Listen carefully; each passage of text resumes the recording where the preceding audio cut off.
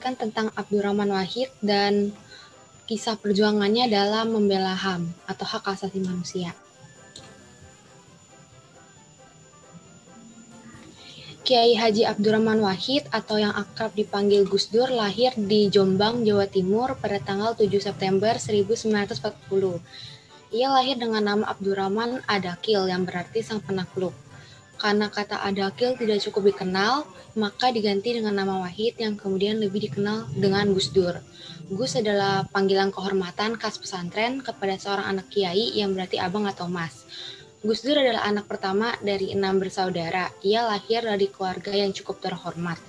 Ayahnya, Kiai Haji Wahid Hashim, merupakan sosok yang terlibat dalam gerakan nasionalis dan menjadi Menteri Agama pada tahun 1949.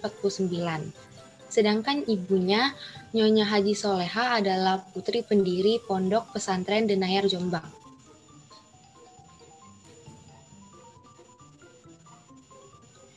Gus Dur menempuh ilmu di Jakarta dengan masuk ke SD Kris sebelum pindah ke SD Matraman Perwari. Pada tahun 1953 di bulan April, ayah Gus Dur meninggal dunia akibat kecelakaan mobil. Pada tahun 1954, pendidikannya berlanjut dengan masuk ke sekolah menengah pertama, yang pada saat itu ia tidak naik kelas. Lalu ibunya mengirimnya ke Yogyakarta untuk meneruskan pendidikan. Setelah lulus dari SMP, pada tahun 1957, Gus Dur memulai pendidikan muslim di sebuah pesantren yang bernama Pesantren Tegalrejo di kota Magelang. Pada tahun 1959, ia pindah ke Pesantren Tambak Beras di kota Jombang. Sementara melanjutkan pendidikannya, ia juga menerima pekerjaan pertamanya sebagai seorang guru. Bahkan ia juga bekerja sebagai jurnalis majalah Horizon serta majalah Budaya Jaya. Pada tahun 1963, ia menerima beasiswa dari Kementerian Agama untuk melanjutkan pendidikan di Universitas Al-Azhar di Kairo, Mesir. Ia pergi ke Mesir pada November tahun 1963. Pada tahun 1964, Gus Dur sangat menikmati kehidupannya di Mesir. Gus Dur juga terlibat dengan Asosiasi Pelajar Indonesia dan menjadi jurnalis majalah dari asosiasi tersebut. Di Mesir, Gus Dur bekerja di Kedutaan Besar Indonesia. Namun, pada saat ia bekerja, peristiwa Gerakan 30 September atau G30S terjadi. Gus Dur diperintahkan untuk melakukan investigasi terhadap pelajar universitas dan memberikan laporan kedudukan politik mereka. Akhirnya ia mengalami kegagalan di Mesir. Hal ini terjadi karena Gus Dur tidak setuju akan metode pendidikan di universitas dan pekerjaannya setelah G30S sangat mengganggu dirinya. Pada tahun 1966, ia harus mengulang pendidikannya. Namun, pendidikan pasca sarjana Gus Dur diselamatkan oleh beasiswa di Universitas Baghdad di Irak. Akhirnya ia pindah menuju Irak dan menikmati lingkungan barunya.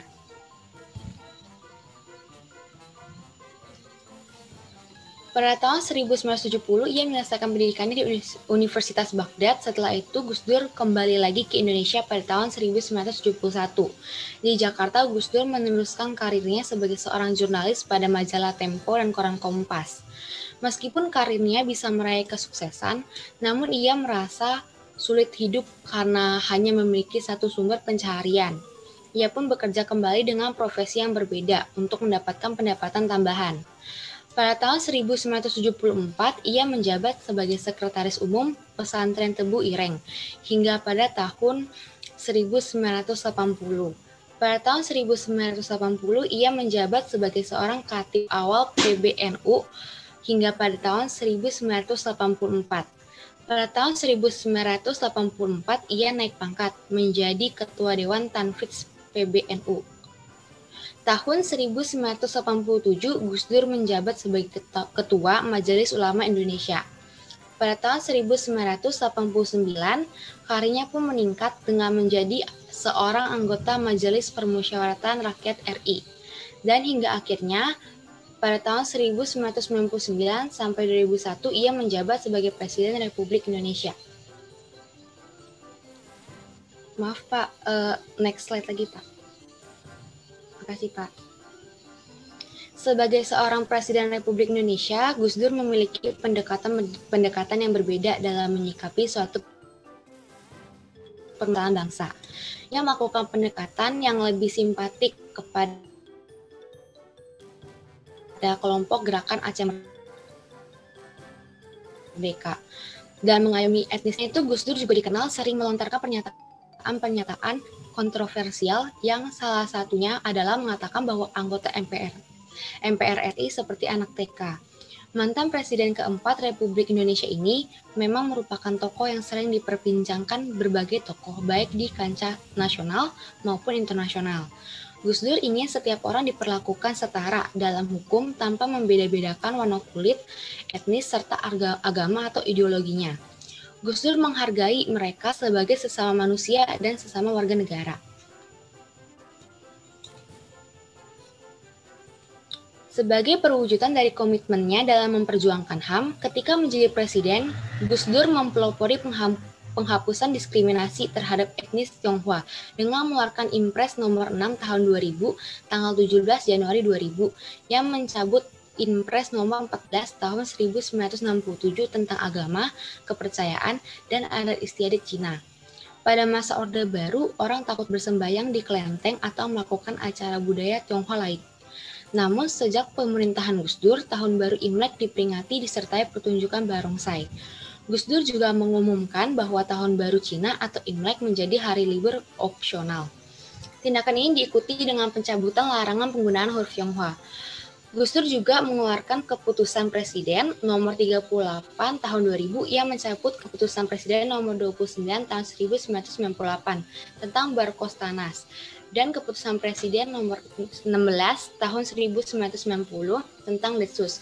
Kedua lembaga ini dinilainya lebih banyak menimbulkan keruwetan daripada kemanfaatan dan secara jelas merugikan nilai-nilai HAM.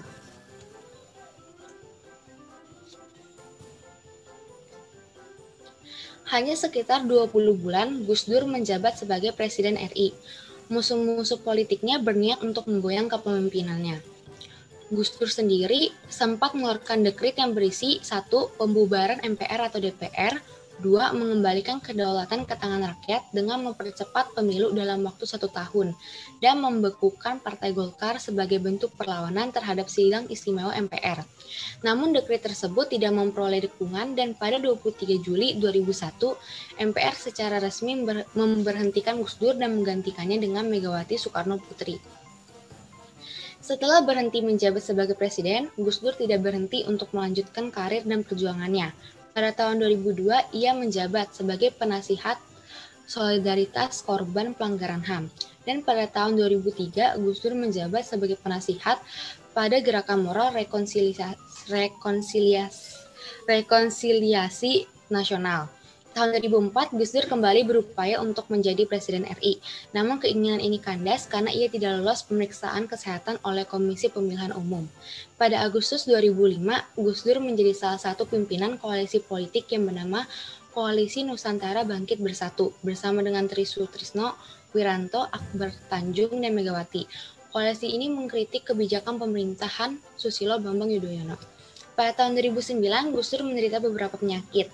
Bahkan sejak ia menjabat sebagai presiden, ia menderita gangguan penglihatan, sehingga surat dan buku seringkali dibaca atau jika saat menulis seringkali dituliskan. Ia mendapatkan serangan stroke, diabetes, dan gangguan ginjal. Akhirnya Gus Dur pun meninggal dunia pada hari Rabu 30 Desember 2009. Perjuangan Gus Dur di bidang HAM bukanlah hal yang ringan. Dalam beberapa pemikiran dan pembelaannya terhadap HAM seringkali disalahpahami, bahkan beliau tak sering dihujat oleh kelompok Islam yang memiliki pemikiran tertutup. Padahal keberhasilannya menunjukkan perspektif HAM yang merupakan sumbangan yang besar bagi peradaban manusia modern, khususnya bagi pembangunan masyarakat Indonesia yang multikultur. Pemikiran dan perjuangan Gus Dur sangat besar karena sifatnya yang melampaui batas-batas agama, etnis, budaya, dan bangsa. Beliau telah merintis suatu tata kehidupan masyarakat bangsa yang demokratis, berbasis pandangan keagamaan terbuka. Sekian presentasi dari saya, maaf apabila ada yang salah, terima kasih. Terima kasih Catherine yang sudah menyiapkan dan mempresentasikan salah seorang pejuang HAM di Indonesia, yaitu Bapak Abdurrahman Wahid atau yang disebut Gus Dur. Yang sangat khas dari Gus Dur sebagai pejuang HAM yaitu memperjuangkan apa tadi, Valeri?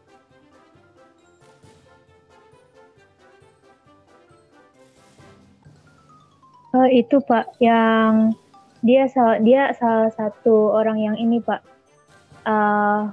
nggak membedakan suku agama gitu. Jadi pas waktu ada perayaan apa itu namanya Tahun Baru Cina itu dia yang merintis untuk diadakannya pesta barongsai gitu Pak. Iya, betul. Betul banget. Gus Dur adalah seorang tokoh yang bersejarah karena menyetarakan antara pemeluk atau warga Tionghoa dengan warga-warga lain. Bahkan Imlek bukan hanya boleh dirayakan tetapi dijadikan hari libur nasional. Oke, terima kasih dan sekarang silahkan yang berikutnya adalah Stephen. Stephen akan mempresentasikan. Saya akan mendeskripsikan siapa itu Yap Tem Hien.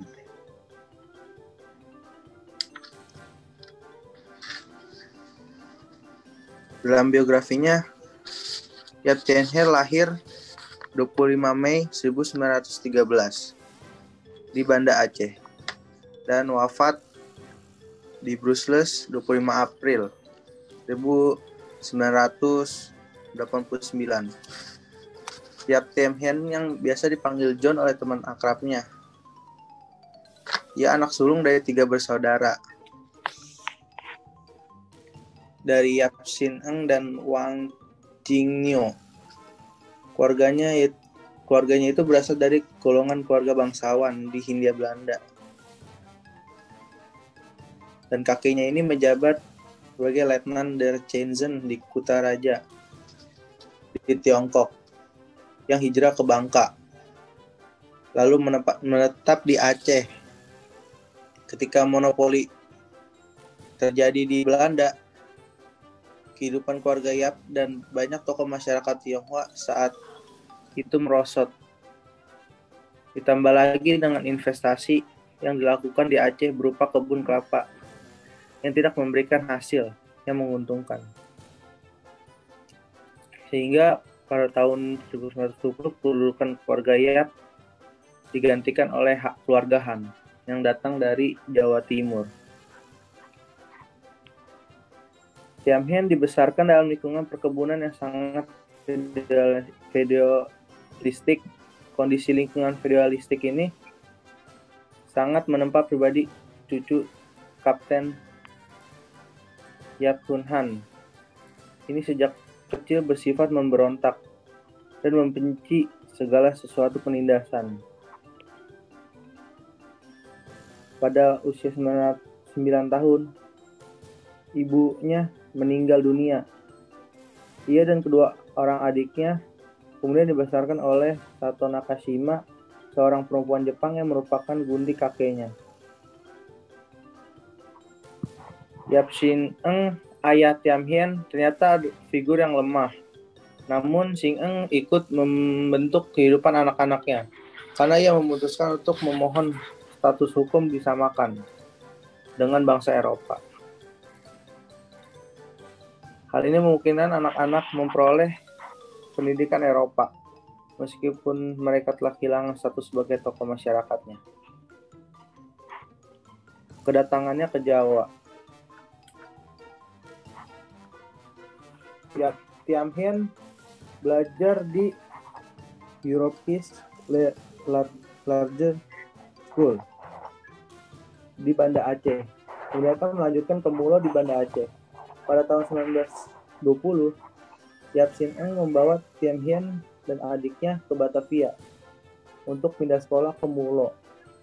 Lalu meneruskan AMS A11 dengan program bahasa-bahasa barat di Bandung dan lulus pada 1933. Dan ia tertarik pada sejarah dan fasih dalam berbahasa barat, yaitu Belanda, Jerman, Inggris, Prancis, dan bahasa Latin. Dan pada 1938, ia memeluk agama Kristen. Setelah selama beberapa tahun mempelajarinya dengan berkenalan lewat keluarga Indo, tempat ia kos di Jogja. Dan perjalanannya menjadi guru selesai dari AMS, dunia pada saat itu dilanda depresi ekonomi dan Yap tidak dapat memperoleh pekerjaan. Karena itu ia pindah ke Batavia dan masuk Holland Chinese Work School di Mr. Cornels. HCK adalah sekolah pendidikan guru yang berlangsung 1 tahun yang memberikan kesempatan pada para pemuda di universitas itu. Tamat dari HCK, ia menjadi guru selama 4 tahun di sekolah-sekolah yang tidak diakui pemerintah Belanda. Contohnya Chinese Zeding School di Cirebon. Berikutnya menjadi guru di Tionghoa W. Kwan Hall. Dan lalu sejak 1938, ia pernah menjadi pencari langganan telepon. Bekerja di kantor asuransi Jakarta dan di Balai Harta Peninggalan Departemen Kehakiman.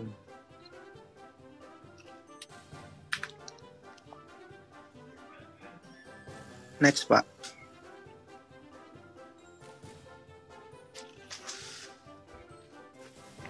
Setelah menjadi guru, Yap ini menjadi seorang pengacara. Setelah lebih berpengalaman, Yap bersama John Carwin dan Komar membuka kantor pengacara pada tahun 1950 sampai kemudian Yap membuka kantor pengacara sendiri sejak 1970. Kemudian mempeloporinya berdirinya Persatuan Advokat Indonesia dan kemudian memimpin asosiasi advokat itu. Dalam rangka memperjuangkan perlawanannya terhadap penindasan dan tindakan diskriminatif yang dialami keturunan Tionghoa, Yap ikut mendirikan Bapperki, suatu organisasi massa yang mulanya didirikan untuk memperjuangkan kepentingan politik orang-orang Tionghoa. Lalu, pada pemilihan umum 1955, ia menjadi anggota konstituante. Nama Yap muncul ke permukaan setelah ia terlibat dalam perdebatan konstituante pada 1959. Ketika itu, sebagai seorang anggota DPR dan konstituante keturunan Tionghoa, ia menolak kebijakan fraksinya untuk mendapat tekanan dari pemerintah. Ia satu-satunya anggota konstituante yang menentang UUD 1945 karena keberbedaan pasal 6 yang diskriminatif dan konsep kepresidenan yang terlalu kuat baginya.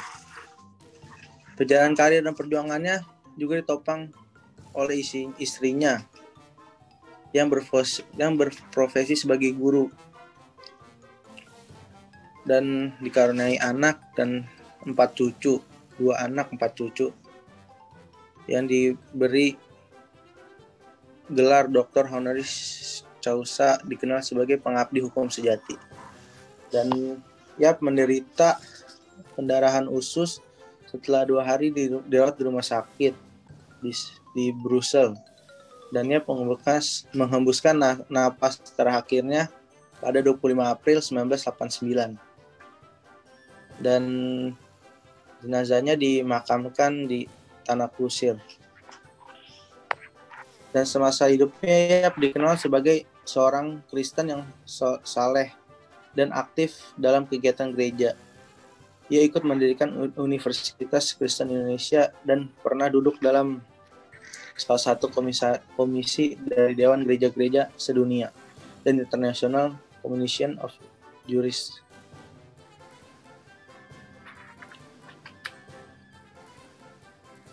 Next, Pak.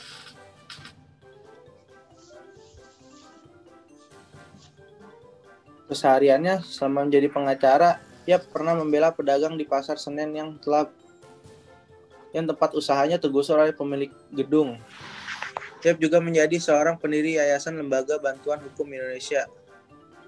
Dan pada era Bung Karno, ia menulis artikel yang menghimbau presiden agar membebaskan sejumlah tahanan politik seperti Muhammad Nasir, Muhammad Roem, Muchtar Lubis, Dio, Syahrir, dan Fircen. Begitu pula ketika terjadi peristiwa G30S PKI, Yap yang dikenal sebagai pribadi yang anti komunis juga berani membela para tersangka G30S seperti Abdul Latif, Asyaf Suryawan, Oitiotan, dan Sudisman. Yap bersama Fircen, Ais Amin, Dr. Halim, Wirat Sukito, dan Dr. Tambunan yang tergabung dalam Lembaga Pembela Hak-Hak Asasi Manusia yang mereka dirikan pada 29 April 1966 dan sekaligus mewakili Amnesty International di Indonesia meminta supaya para tapol PKI dibebaskan. Dan ia juga membuktikan nasionalisme tidak dapat dikaitkan dengan nama yang disandang seseorang. Ini dibuktikan dengan tidak mengganti nama Tionghoa yang ia sandang sampai akhir hayatnya. Walaupun ada himbauan dari pemerintah Orde Baru kepada orang Tionghoa di Indonesia untuk mengganti nama Tionghoa mereka. Ia juga membela Soebardio, bekas Perdana Menteri yang menjadi sasaran cacian massa pada Orde Baru. Pembelaan Yap yang serius dan teliti kepada Soebardio itu sempat membuat hakim-hakim militer di Mahmilbub atau Mahkamah Militer Luar Biasa bingung dan kesal. Dan Yap juga seorang tokoh yang anti korupsi. Ia bahkan ditahan selama 2 minggu pada tahun 1969 sebagai akibat kegigihannya menentang korupsi di lembaga pemerintah. Pada peristiwa Malapetaka 15 Januari 1974, Yap juga tampil teguh memosisikan dirinya membela para aktivis mahasiswa. Ia pun ditahan tanpa progres peradilan. Ia dianggap menghasut mahasiswa demonstran besar-besaran. Begitu pula ketika menjadi peristiwa Tanjung Priok pada 1984, Yap menuju ke depan membela para tersangka.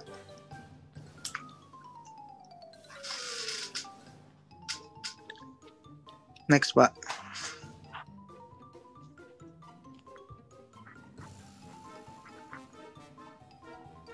Nah, berikut mozaik Yap Tiem Hien.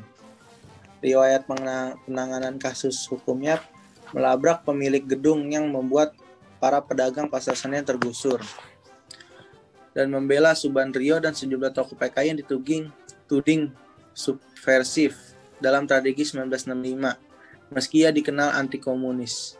Dan 1984 Yap Tien Hien membela AM Fatwa dalam kasus Tanjung Priok dan menolak pasal 6 UUD 1945 yang dirasa diskriminatif, dan pasal itu kemudian diubah setelah amandemen.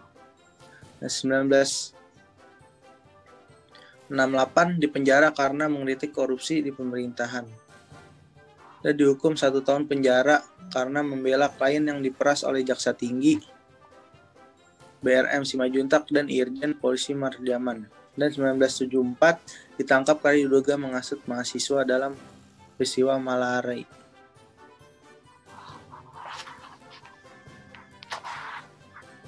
Nah, berikut foto dari Yap Tiem Hien. Sekian dari presentasi saya. Terima kasih.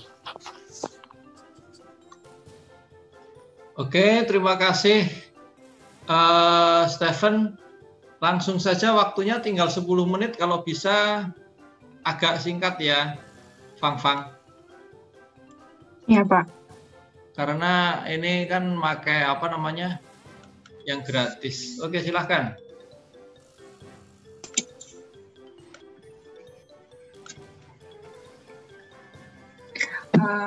Selamat pagi Pak Pur dan teman-teman. Saya akan mempresentasikan tentang Munir Said Thalib.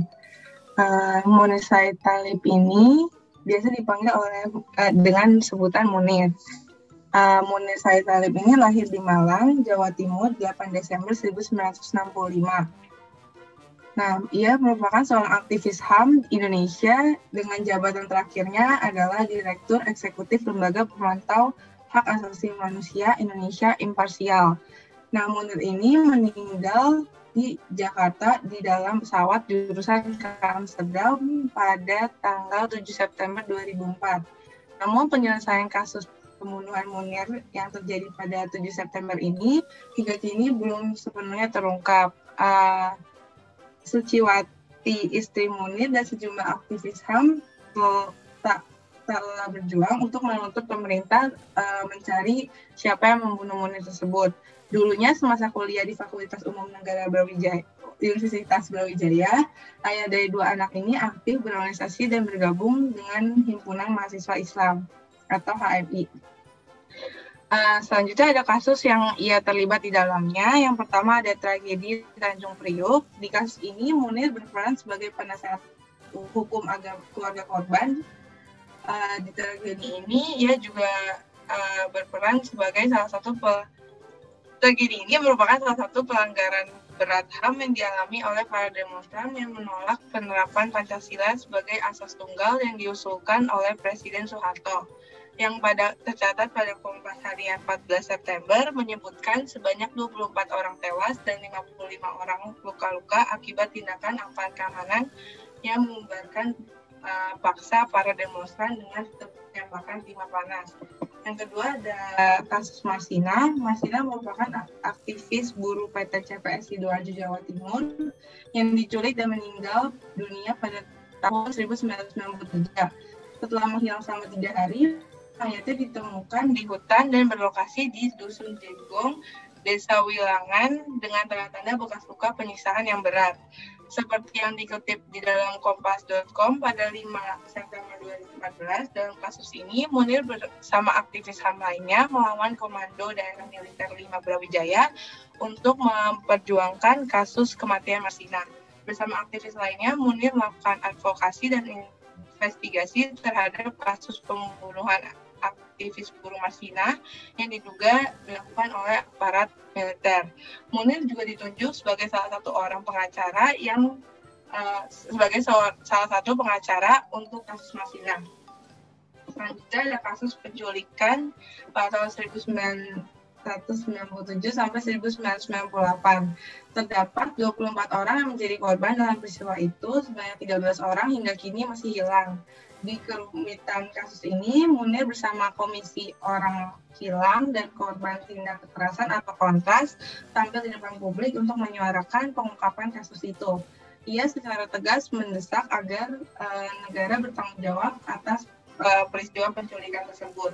Munir juga menjadi penasehat hukum korban dan keluarga korban penculikan tersebut.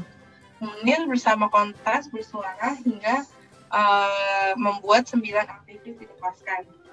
Selanjutnya ada kasus lainnya, 3 kasus yang tadi disebutkan hanya sebagai kecil dari sejarah perjuangan Munir dalam memperjuangkan HAM. Di luar itu, banyak kasus-kasus pelanggaran HAM menjadi perhatian serius Munir, yaitu ada diantaranya tragedi Trisakti, kerusuhan Mei, Semanggi, Talangsari, Lampung, Timur Leste, Papua, Aceh, Ambon, dan Poso. Dalam perjalanannya, Munir pernah mendapat intimidasi dan ancaman. Bahkan rumahnya di Batu Malang pernah dipasang bom oleh orang yang tidak dikenal.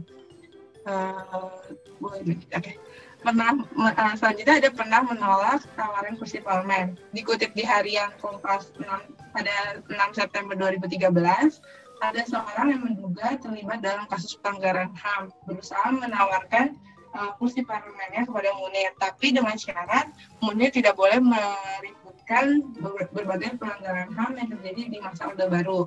Namun Munir menolak tersebut karena ia lebih memilih hidup sederhana untuk melangkah dan memperjuangkan kemanusiaan semasa hidupnya. Sehingga yang aku dapat dari tokoh ini tuh hidupkan semangat juang di kondisi apapun akan memberikan dampak yang selalu positif. Dengan semua orang memiliki sikap juang dan mau berkembang bersama-sama akan menciptakan kondisi yang maju.